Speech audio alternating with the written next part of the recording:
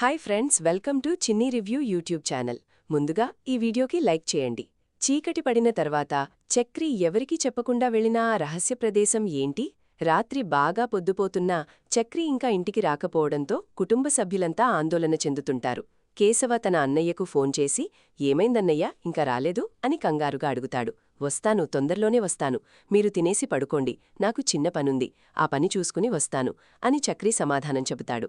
మహాలక్ష్మి మనసులో మాత్రం నేను తనకేం సమాధానం చెప్పలేదని బాధపడి ఎక్కడికైనా వెళ్లాడా అన్న ఆలోచనలు మెదులుతుంటాయి. కాని నిజానికి చక్రి ఎక్కడికీ వెళ్లలేదు. అతను మూటలు మోసే కూలీ పనికి వెళ్లాడు. తెల్లవారితే తన భార్య మహాలక్ష్మి పుట్టినరోజు. ఆమెకు కేక్ కటింగ్ చేయించాలి, మంచి సర్ప్రైజ్ గిఫ్ట్ ఇవ్వాలి. కాని అతని దగ్గర చిల్లిగవ్వలేదు. తన భార్య పుట్టినరోజు కోసం తమ్ముళ్లను డబ్బులడగడం అతనికి ఇష్టం లేదు.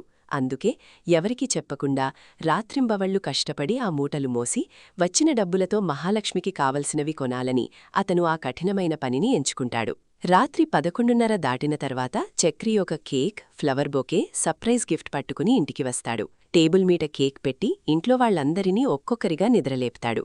ఏంట్రా ఇది అని ఆశ్చర్యంగా అడిగిన వాళ్లతో, మహాలక్ష్మి పుట్టినరోజు కదా అంటాడు. అందరూ ఆశ్చర్యపోయి అక్కడే వేచి ఉండగా చక్రి నేరుగా మహాలక్ష్మి గది దగ్గరికి వెళ్లి తలుపు తడతాడు. ఈ అర్ధరాత్రి తనను పిలిచేది చక్రి మాత్రమే అని గ్రహించిన మహాలక్ష్మి కొంచెం భయపడుతూనే బయటకు వస్తుంది.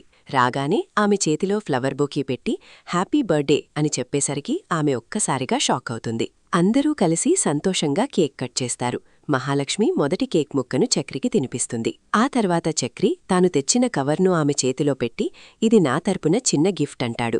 మహాలక్ష్మి ఆ గిఫ్ట్ తీసుకుని తన గదిలోకి వెళ్లి తెరిచి చూస్తుంది. అందులో తన ఫేవరెట్ కలర్ చీర ఉండడం చూసి ఆమె ఆనందానికి అవధులు ఉండవు. తన ఇష్టాలు అతనికి ఎంత బాగా తెలుసో అని ఆమె ఎంతో మురిసిపోతుంది. తెల్లవారిన తర్వాత ఆ బహుమతిని చూసి ఇంట్లో వాళ్ల రియాక్షనేంటి? మహాలక్ష్మి ఆ చీర కట్టుకుంటుందా